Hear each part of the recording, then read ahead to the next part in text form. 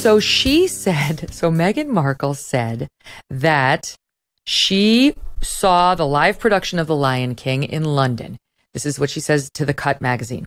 And that when she saw it, someone came out from the cast who was from South Africa and told her that basically when she married Prince Harry, it was as big in South Africa as when Nelson Mandela was freed. Okay. So already it says a lot about Megyn. Like, okay, so I'm thinking, all right, the fact that she would choose that anecdote to relay to New York Magazine, essentially The Cut, as indicative of her press and how people feel about her is totally tone deaf, and her head is in the clouds, because people have said crazy nice things to me and they've said crazy mean things to me, and I would never repeat them to a reporter as indicative of what my press is or how people really feel about me, right? So the fact that she plucked that one to say this is what I mean to the people tells you a lot about Meghan Markle. But now we find out it appears to have been a lie. Maureen. You don't say. Maureen, the Daily Mail, and God bless the Daily Mail for going and doing this, they went and found all of the actors who were in that live version of The Lion King. And they found the one guy who was from South Africa, as Megyn claims the person who said this to her was in the cast and from South Africa. Okay, and I'm going to read it to you.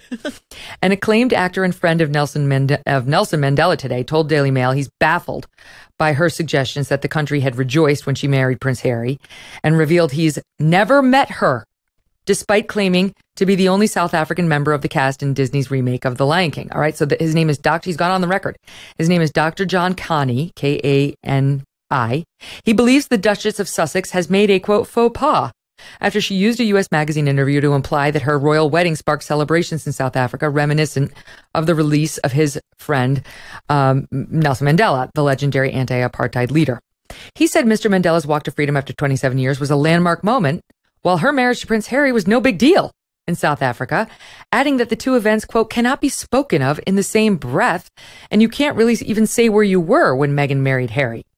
She, of course, had gone on, blah, blah, blah. Oh, here's her quote. I just need you to know, he allegedly looked at me and said, I just need you to know when you married into this family. We rejoiced in the streets, the same as we did when Mandela was freed from prison. But Dr. Kani, a veteran of the Royal Shakespeare Company who voiced the mandrill shaman Rafiki, told DailyMail.com he was the only South African in the production. He's never met Meghan. He was not at the UK premiere. And he said the only other South African who was involved was Lebo M, a composer who was responsible for the music, but he was not in the cast. Anyway, Maureen, it appears to be completely made up. Oh, I feel as though everyone aside from Meghan Markle has realized that Meghan Markle is now firmly in camp territory. To compare yourself, a minor royal who worked for, I think, 18 months, maybe, to Nelson Mandela. I mean, I said in the column, it's clear she has no friends left. It's clear that there is no publicist or crisis manager of repute who would work with her. It made me laugh out loud, but also it was jaw-dropping and offensive, and narcissistic isn't a big enough word. But she keeps giving us, like, this is the content she's providing. She doesn't realize it's comic relief. Right. We're not admiring her. She No. doesn't understand. And then when we don't admire her, she gets confused. Like, I'm being misrepresented again, as opposed to the reality of, no, you're perfectly well represented. We see exactly who you are and are reacting accordingly. Well, you mentioned at the top of the segment, her second podcast episode. I listened to the first. It was really tough going. I mean, I earned my paycheck that week, but Mariah Carey saying to her, you've given us some diva moments. And, Megyn has this sort of on-air meltdown in which she sort of talks herself out of believing that somehow shade into Mariah actually paying her the highest of compliments. Yes. It's a really fascinating window into that psyche where criticism of any kind, it just cannot be tolerated. Yes. That's exactly right. And she has a pattern of that, right? Suing. I mean, we all get bad press. Anybody who's in the public eye is going to get negative, nasty press. For me, I move past it. I'm quick to forgive. It's our business. You can't be a public figure and not be able to take some barbs and arrows and just move on. Like, my God, be a grown up. But the more she talks, the more I'm like, oh, now I get it. Like Mariah Carey, who Megyn is calling a diva, turns to her and says, you've had diva moments too. And she's so wounded that she later says she began sweating and realized her girl crush might be over and was only able to move past it once Mariah clarified that she meant it as a compliment and was speaking about Megyn's looks. I threw up a little in my mouth, Maureen. Yeah, I mean, this is kind of what we're in for. I think her her presence on Spotify will not be a long one.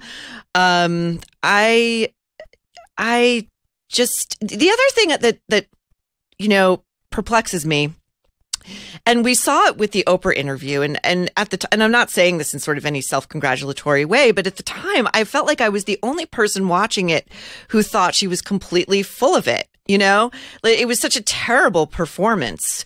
And Prince Harry looked so uncomfortable, especially when she brought up the thing about the quote unquote racist royal, and you saw Oprah's eyes just light up, and then they pretended to be offended beyond all measure. But, you see Oprah going, oh my God, this is the most amazing piece of gossip I've heard in forever.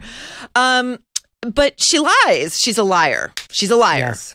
Yep. And I see very few in the media willing to call her out on that. Yeah. No, and I think it's an right. interesting bellwether in terms of where we are as a society. Do you ever wonder if your vitamins are working? Clinical studies show Healthy Cell's new ingestible gel technology called microgel delivers maximum nutrient absorption 165% more than you get with tablets. It tastes great too. It's actually hard to make vitamin liquids or gels taste good naturally, but Healthy Cell products are the best tasting pill-free supplements on the market today. Go pill-free and get up to 15 pills worth of nutrients in one ultra absorption gel pack, saving you money and time and giving you effective doses. Take a single great tasting gel pack at home or on the go. It's great for travel. You can mix it into drinks or you can blend it into smoothies. Old-fashioned tablets, capsules, and powders contain synthetic other ingredients like binding glues, flow agents, fillers, and coatings that could irritate your gut. Plus, this product is made in the USA. Visit healthycell.com/Megyn or just use the code Megyn when you check out for 20% off your very first order. Hey, thanks so much for watching. If you like what you just saw, hit the subscribe button for more clips and full episodes.